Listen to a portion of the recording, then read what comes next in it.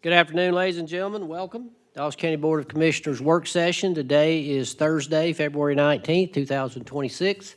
Appreciate everyone that's in attendance as well as those that are with us online. We'll get right into the new business. First up, we have presentation of Georgia Department of Human Resources Verita contract for Dawson County Transit. Transit Coordinator Lee Atkins. Lee.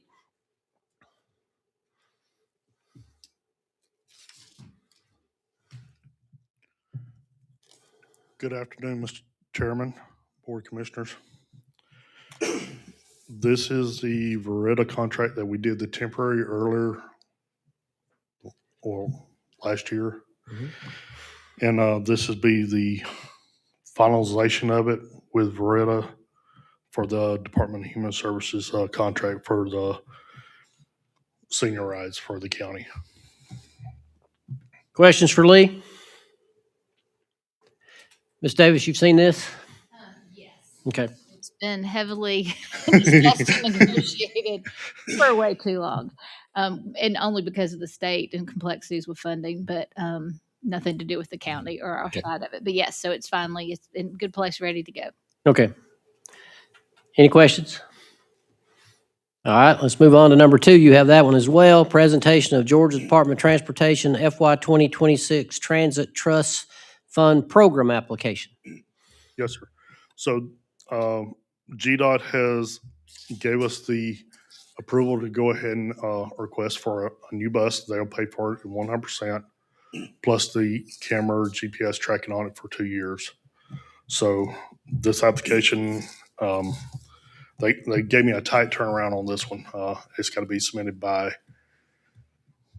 March the 2nd Okay. to them for approval. So we're going to ask if you would mind bringing it forward for the voting session tonight. And that total was how much? 100 and 118,796. there's no match to that. No match to that. Free bus. You like those kind. This would be for the urban expansion, Uh-huh. 53-400 corridor down there. Questions for Lee? Y'all go moving that forward, means we got a deadline. All right, thank you. All right, thank you. Next up, we have presentation of resolution to adopt updated long-range planning committee bylaws. Community Development Director Richard Osborne. Richard? Thank you, Mr. Chairman.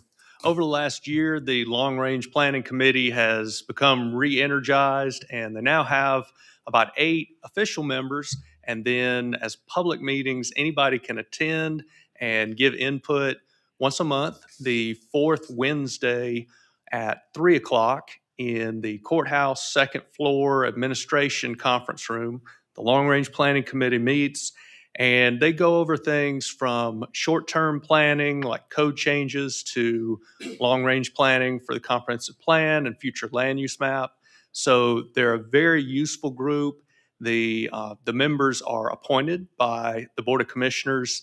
The chair is Jane Graves, vice chair is Emily Bagwell, and secretary is Shannon Stafford.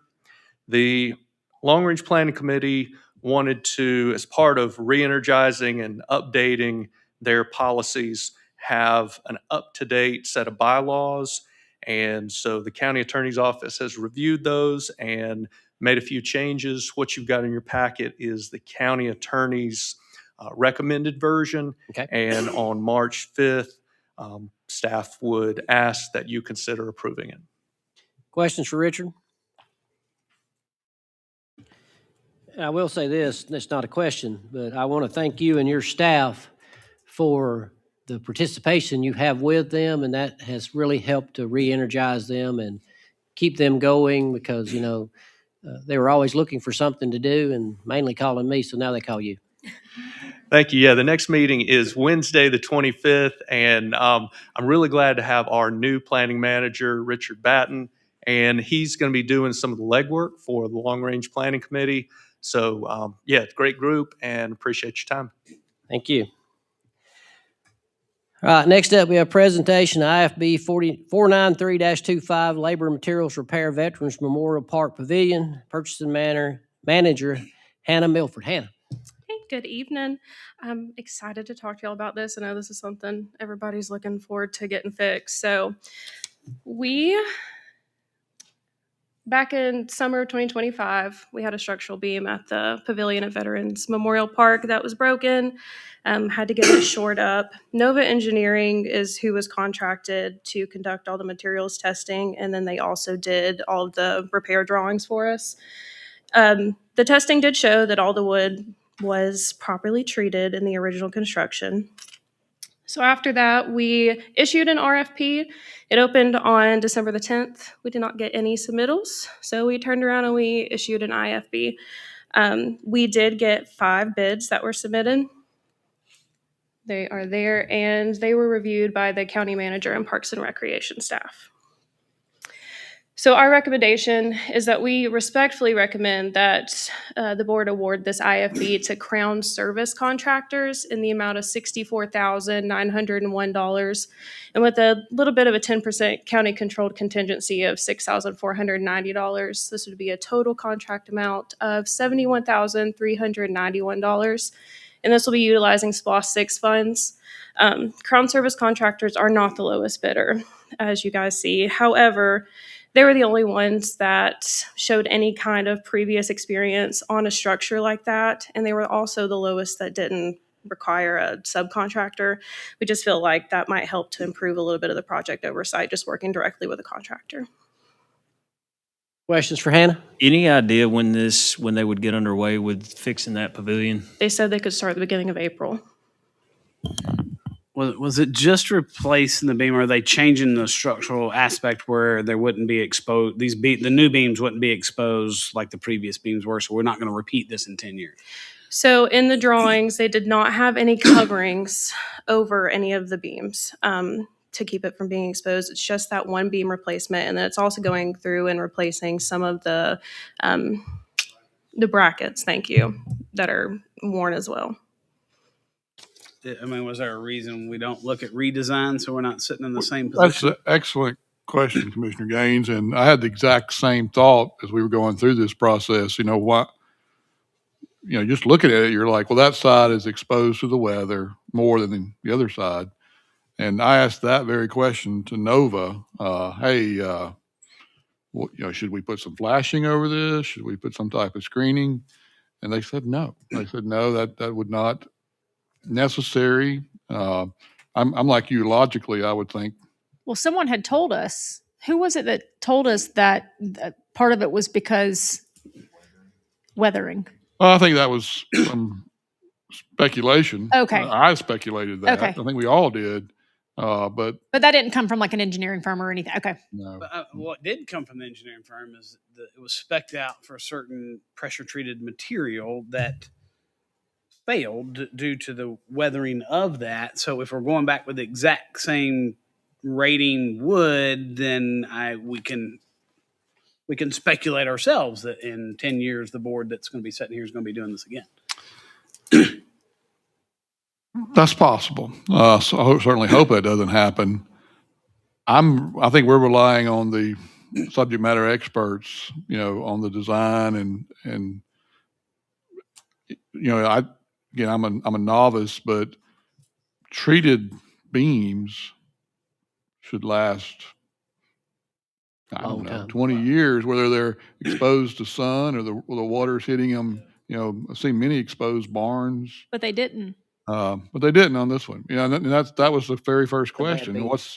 Is there something wrong with this beam? Was it installed improperly? Was it not treated properly? Possible it could have been a bad beam. I mean, none of the rest of them that are exposed are having any issues. There are others that are partially exposed, and I don't know for certain, but just across the way at the senior center, very similar material. Some of that's exposed, and I don't know if it was exact same contractor or whatever, but same time frame that it was installed. It looks great. Looks great. I guess. We just got a bad board. I mean, I think that maybe that's simple. And now that hope. we're aware of that situation, maybe I don't know, who manages that? Is that Parks or is that Senior Services that manage that pavilion? It's The parks. pavilion is So we parks. probably need to set on our calendar to do annual inspections of those beams to ensure that they're not going to continue I agree. deteriorate. Before the warranty expires, Well, that was my question. What's the warranty on this? 5 years. And it's 5 years? expired about 6 months before this problem happened. No, but on the new, The new one, I believe it's 5 years as well. Okay. I can't remember off the top of my head, but I Okay. think it was 5 years. definitely something I'm with Chris to look at yearly for sure before the warranty expires. That way, if it is a beam issue or if it is a weather issue, and I'm not saying they're not professional, but they can't be, like. Yeah. I'm just with Chris. I don't want to be back in this spot spending another $70,000-$80,000 in 5 or 10 years. You're going to be sitting here in 5 or 10 years? No, not me. Well, maybe. You never know. Never know. Maybe. Any other questions? Thank you. Thank y'all. How are we paying for that? SPLOST Oh, 6. Okay. Thank y'all. Thank you.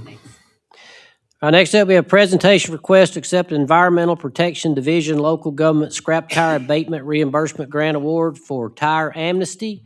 Keep Dawson County Beautiful Co-Executive Director Aaron, you're up. Good evening, Chairman, Commissioners. I'm here to submit very happily that the Environmental Protection Division has approved us for our reimbursement. So the STAR grant is the Local Government Scrap Tire Abatement, or STAR grant. We always submit ahead of our event anticipated funds based on prior events, and then we resubmit an amendment after the event to tell them exactly how much we collected and how much that cost. So, respectfully, Keep Dawson County Beautiful is requesting that the Board of Commissioners approve and accept the 26 ST042-003 reimbursement grant funds between Dawson County and the Environmental Protection Division, EPD, in the amount of $4,240 approved by the EPD Director, Jeffrey W. Cowan, on February 9th. Questions? Questions for Aaron? Free money. Thank you. Next up, we have presentation of request for water line installation funding for Fire Station Number 3. County Manager Joey Leverett. Joey. Thank you again, Mr. Chairman. Yes, this item is a contract amendment for Fire Station Number 3. You may recall when this project in general was in 2 different phases, the grading and then the construction of the building. This was related to the construction of the building contract. And when that was approved this fall, the contingency dollars that were approved by the board, we already knew they were going to go towards the water main relocation. We knew that's what we were going to use the contingency for. It's somewhat of a separate item between Etowah Water and the county. The water main had to be relocated and some additional work. This project, the construction phase, is a design build project. And during the process of the design, which is almost complete, of the fire station, we had to, reorient the site of where the fire station was going to sit. We had to flip it. And that moved the mechanical room where the fire connections were coming in to the other side. So we had to change the location of the vault, and we also had to extend some more pipe work.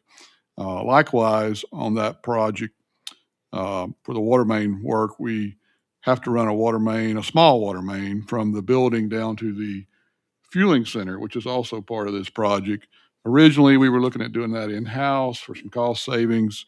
After reevaluating, I think it would be best to go ahead and let the existing pipeline contractor finish that while he was there. So, having said all that, we have exceeded, or we will exceed, when this work's approved, the existing contingency. So we need some additional dollars, and that's here in your agenda request, $48,340 for additional water line work at Fire Station Number 3.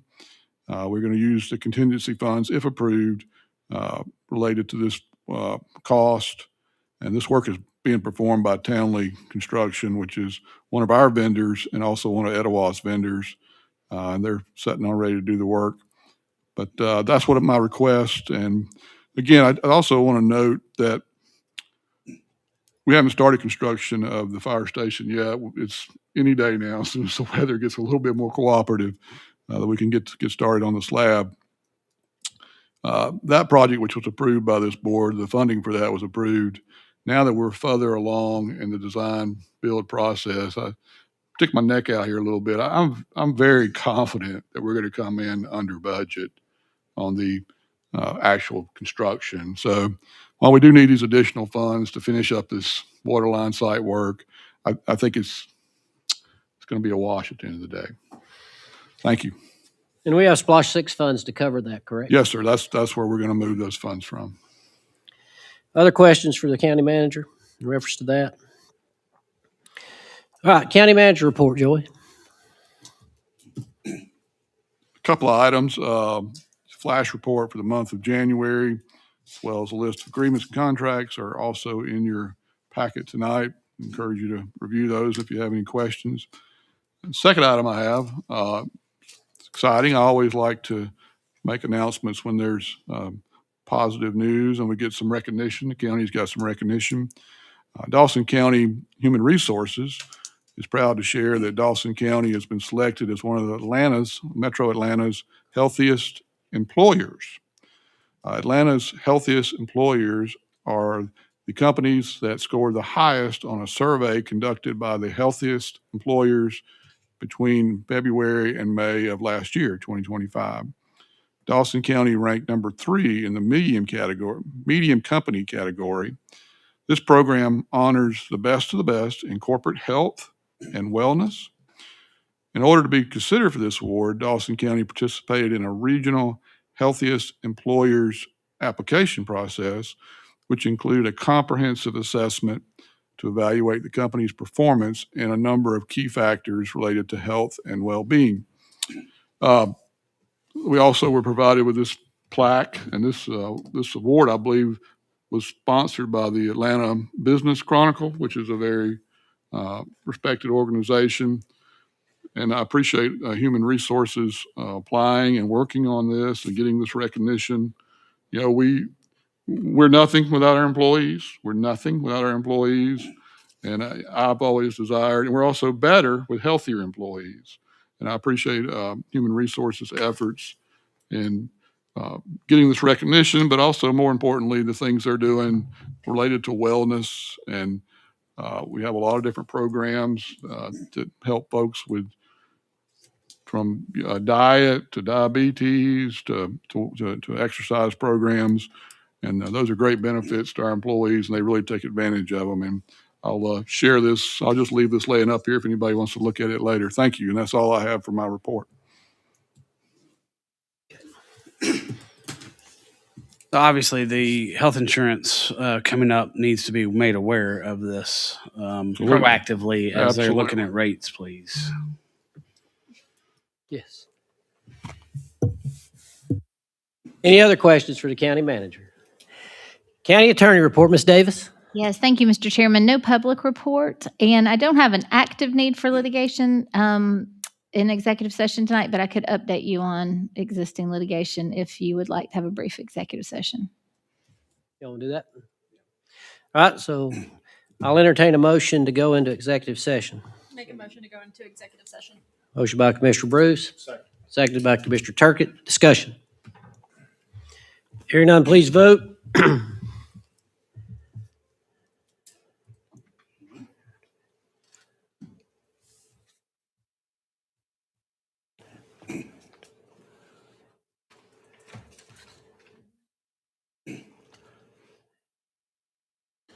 And that is approved 4-0. Take about 5 minutes. We'll meet in executive session. Kristen, 1, 3, and 5 for consent for next time. Thank you. All right. And we will be back at 6 o'clock for the regular meeting. Thank you for your attendance.